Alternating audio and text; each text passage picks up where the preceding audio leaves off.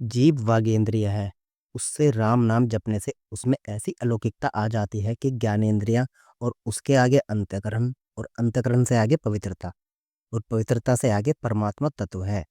उस परमात्मा तत्व को यह राम नाम जना दे, ऐसी राम नाम में शक्ति है। राम नाम मणिदीप है। एक दीपक होता है और एक मणिदीपक होता है। तेल का दीपक कहलाता है, मणिदीप खुद ही प्रकाशित होती है।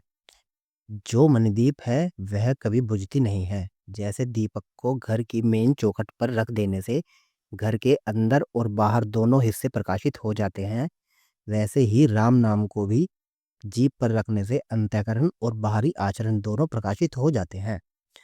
यानी भक्ति को यदि हृदय में बुलाना हो तो राम नाम का जप करो, इससे भक्ति दौड़ी चली आएगी। अनेक जन्मों से युग युगांतर से जिन्होंने पाप किए हो उनके ऊपर राम नाम की प्रकाशित अग्नि रख देने से सारे पाप कट जाते हैं। राम नाम के दोनों अक्षर मधुर और सुंदर हैं। मधुर का अर्थ रचना में रस मिलता हुआ और मनोहर कहने का अर्थ है कि मन को अपनी ओर खींचता है।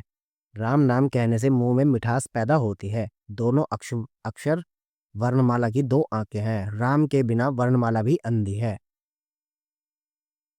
जगत में सूर्य पोषण करता है और चंद्रमा अमृत वर्षा करता है।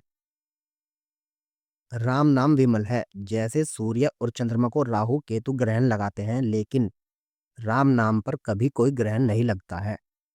चंद्रमा घटता बढ़ता रहता है, लेकिन राम तो सदैव बढ़ता रहता है। यह सदा शुद्ध है। अतः यह निर्मल चंद्रमा और तेज श्री सूर्य के समान है।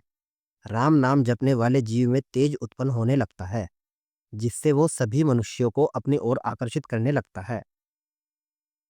अमृत के स्वाद और तृप्ति के समान राम नाम है। रा कहते समय मुंह खुलता है और माँ कहने पर मुंह बंद हो जाता है। जैसे भोजन करने पर मुख खुला होता है और तृप्ति होने पर मुंह बंद हो जाता है, इसी प्रकार रा और माँ अमृत के स्वाद और तृप्ति के समान है। छह कमल में एक नाभि कमल चक्र होता है, जिसे मणि चक्र भी कहते हैं, मणिपुर चक्र भी कहते हैं। उसकी पंखुड़ियों में भगवान के नाम है, वे भी दिखने लग जाते हैं। आंखों में जैसे सभी बाहरी ज्ञान होता है, ऐसे नाम जाप से बड़े बड़े शास्त्रों का ज्ञान स्वतः हो जाता है। जिसने पढ़ाई नहीं की, शास्त्र नहीं पढ़े, उनकी वाणी में भी वेदों की मिठास आ जाती है। वेदों का ज्ञान उनको खुद ही हो जाता है, जो राम नाम को अपना बनाकर जपता रहता है। राम नाम निर्गुण और सगुण के बीच सुंदर साक्षी है। यह दोनों के बीच का वास्तविक ज्ञान कराने वाला चतुर दुभाष्य है। राम सगुण और निर्गुण दोनों से श्रेष्ठ चतुर दुर्भाष्य है। राम जाप से रोम रोम पवित्र हो जाता है। साधक जपने वाला जीव ऐसा पवित्र हो जाता है, उनके दर्शन स्पर्श भाषण करने से ही दूसरों पर असर पड़ता है। अनिश्चितता दूर हो जाती है। शोक चिंता दूर होते हैं। पापों का नाश होता है। वे जहाँ रहते हैं वहाँ धाम बन जाता है। वे जहाँ चलते हैं वहाँ का वायुमंडल पवित्र हो जाता है। आगे हम जानेंगे कैसे ले राम नाम। परमात्मा ने अपनी पूरी पूरी शक्ति राम नाम में रख दी है। नाम जप के लिए कोई स्थान पात्र विधि की जरूरत नहीं है। रात दिन राम राम को जप करो, निषिद्ध पापाचरण आचरों से स्वतः ग्लानि हो जाएगी। अभी अंतःकरण मैला है, इसलिए मलिनता अच्छी लगती है। मन के शुद्ध होने पर मैली वस्तुओं कोई आकांक्षा नहीं रहेगी। जीभ से राम राम शुरू कर दो, मन की परवाह मत करो। ऐसा मत सोचो कि मन नहीं लग रहा है तो आपका जाप निरर्थक चल रहा है। जैसे आग बिना मन के भी छुएंगे तो भी वह जलाएगी ही, ऐसे ही भगवान श्री राम जी का नाम है, किसी भी तरह से लिया जाए वह अंतर मन को निर्मल ही करेगा और भव सागर से तार देगा।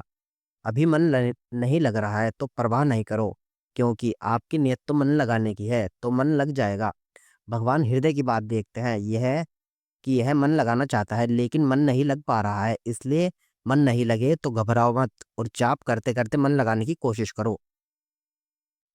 सोते समय सभी इंद्रिय मन बुद्धि में अर्थात विद्या में लीन हो जाता है।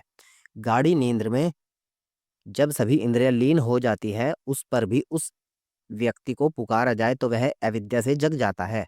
राम नाम में अपार शांति है, आनंद और शक्ति भरी हुई है। यह सुनने और याद करने में सुंदर और मधुर है। राम नाम जप करने से यह अचेतन मन में बस जाता है, उसके बाद अपने आप से राम राम जप होने लगता है। करना नहीं पड़ता। मनुष्य का रोम रोम खुद चाहने और बोलने लगता है। चित्त मन इतना खिंच जाता है कि छुड़ाए नहीं छूटता और न ही कोई छुटा सकता है। राम नाम एक बार साथ लग जाए तो कभी साथ नहीं छोड़ता, इस जन्म में भी और मरने के बाद भी। आप जहां भी वो जीव रहेगा, राम नाम उसके साथ ही रहेगा। भगवान श्री राम शरण में आने वाले को मुक्ति देते हैं, लेकिन भगवान का नाम उच्चारण मात्र से ही मुक्ति दे देता है। जैसे छत्र का आश्रय लेने वाला छत्रपति हो जाता है, वैसे ही राम रूपी धन जिसके पास है वही असली पति, वही असली धनपति है। सुगति रूपी जो सुधा है वह सदा के लिए तृप्त करने वाली होती है, जिस लाभ के बाद कोई लाभ नहीं बचता है, जहां कोई दुख नहीं पहुंच सकता है।